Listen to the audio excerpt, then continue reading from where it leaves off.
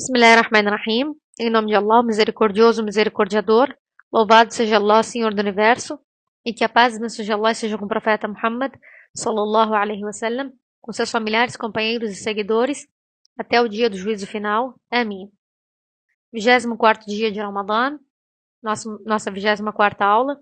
E nosso versículo de hoje é o versículo 90 da Sura das Abelhas, a Sura An-Nahl, onde Allah subhanahu wa ta'ala diz: Deus ordena a justiça, a caridade, o auxílio aos parentes e veda a obscenidade, o ilícito e a iniquidade. Ele vos exorta a que mediteis. Esse versículo, irmãos, como foi dito por um dos Sahaba, Abdullah ibn Mas'ud, que é o versículo mais abrangente do Alcorão. É uma das ayas mais abrangentes do Alcorão.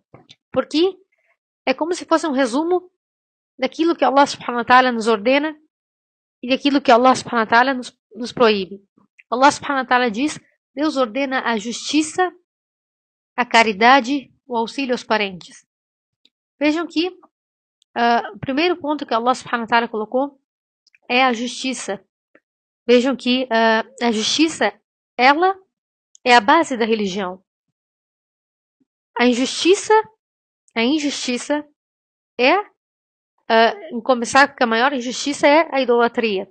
E a maior justiça é o monoteísmo. Então, a partir do momento que nós atestamos que não há divindade digna de adoração, exceto Allah, e andamos conforme essa afirmação, ou seja, seguimos essa afirmação, então nós estamos fazendo o maior ato de justiça, porque é atribuir a Allah todo o poder e atribuir a Allah toda a adoração.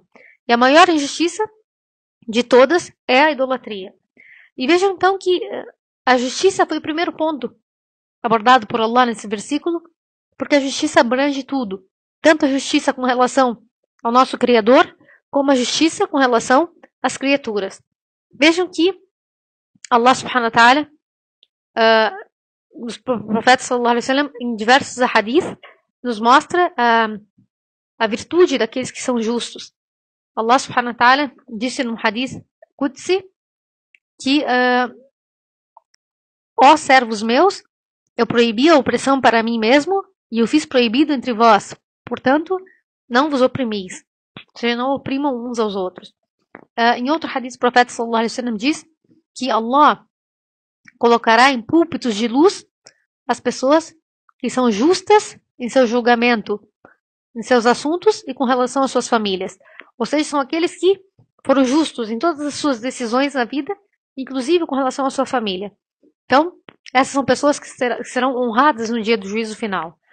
E em outro hadith, o profeta sallallahu alaihi wasallam disse: cuidado com a opressão, porque a opressão será a escuridão no dia da ressurreição. E cuidado com a ganância, porque a ganância destruiu aqueles que vos precederam. Ele fez com que derramassem o sangue e tornassem legal o que era ilegal. Então, primeiro ponto que Allah subhanahu wa ta'ala diz: Deus ordena a justiça. Então, a justiça é o primeiro ponto, é a primeira qualidade do verdadeiro crente. O verdadeiro crente é justo, seja em sua adoração a Allah, seja em sua relação com as criaturas. E Allah subhanahu wa ta'ala diz a caridade. Na verdade, a palavra em árabe é al-ihsan. E a palavra ihsan é mais amplo do que a caridade. A palavra ihsan é a gentileza, é a bondade em todos os assuntos. Então, dentre essa bondade também inclui a caridade. Então, Allah subhanahu wa ta'ala nos ordena a justiça, a bondade em todos os assuntos, a gentileza em todos os assuntos, o bom tratamento em todos os assuntos e o auxílio aos parentes.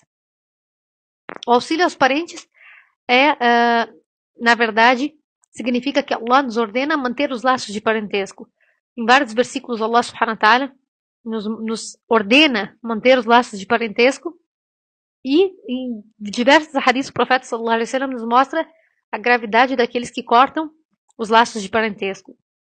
Então, no hadith, o profeta sallallahu alaihi wasallam diz: não há pecado mais merecedor do que ter a sua punição apressada nesse mundo, bem como a punição na outra vida, do que a iniquidade, ou seja, a injustiça, e cortar os laços de parentesco. Então, são pecados que Allah castiga nessa vida e na outra. Então, esses 3 pontos são básicos. A justiça, a caridade, e a caridade, como nós falamos, a palavra ihsan, no versículo, ela é mais ampla que a caridade, é a bondade em todos os assuntos, ser bom com todas as criaturas. Ser bom e bondoso e justo com todas as criaturas.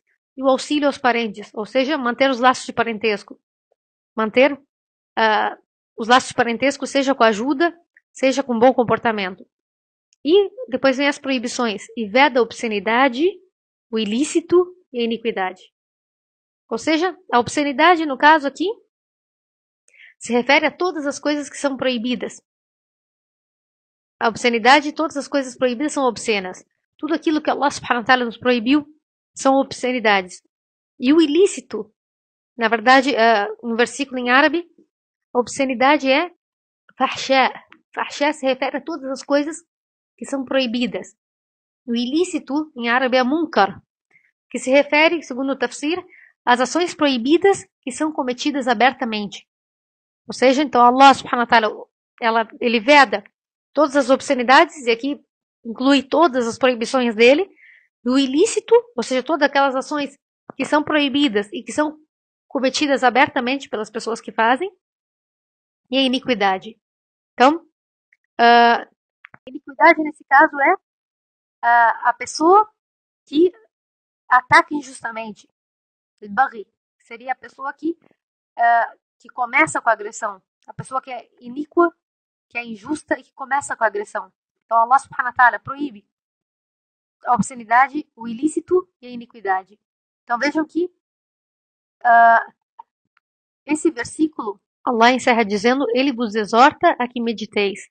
Ou seja, qualquer pessoa que esteja dentro as pessoas que conseguem refletir, conseguem meditar, nenhuma pessoa lúcida vai contra essas ordens. Nenhuma pessoa que consegue meditar, que consegue refletir nessas ordens, consegue ser contra isso. Então, portanto, Allah subhanahu wa ta'ala diz, ele vos exorta a que mediteis.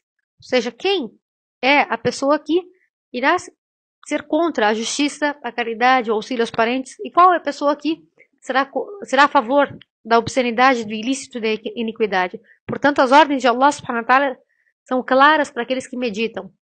São claras para aqueles que têm a bondade no coração e que têm o intelecto e que pensam, que usam seu intelecto a fim de meditar nas ordens de Allah subhanahu wa ta'ala. Portanto, como diz Abdullah ibn Mas'ud, essa é uma das áreas mais abrangentes do Alcorão, porque ela resume tudo aquilo que Allah ordena e tudo aquilo que Allah proíbe. Então, imploro Allah subhanahu wa ta'ala que nos faça daqueles que ouvem a exortação e seguem a orientação, e que Allah subhanahu wa ta'ala nos afaste de todas as coisas proibidas e nos aproxime de todas as bondades, e que a paz e a bênção de Allah seja com o profeta Muhammad, e louvado seja Allah, Senhor do Universo.